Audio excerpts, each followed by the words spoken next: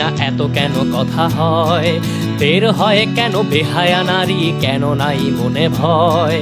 তু একটা ভাই হয়েই তো যায় এমন কি কাজ, আমি ধর্ষক বলছি তোমায় এ আমার সমাজ।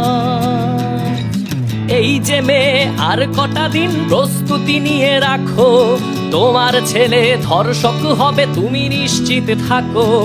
তখন তুমি তার পাশে থেকে রক্ষা করো তাকে, ধর্ষিতারই সাজা হয় যেন ছেলে নিরাপদ থাকে। আমি বলি এই ধর্ষণ রোধে নারীদের দাও ফাঁসি, তবেই মিটবে ধর্ষণ কেসে সমাজের মুখে হাসি। আমরা পুরুষ যাতে ধর্ষক এভাবেই গড়া প্রাণী, মনে মনে কত ধর্ষণ করি আমরাই শুধু জানি। মনে মনে কত ধর্ষণ করি আমরাই শুধু জানি, মনে মনে কত ধর্ষণ।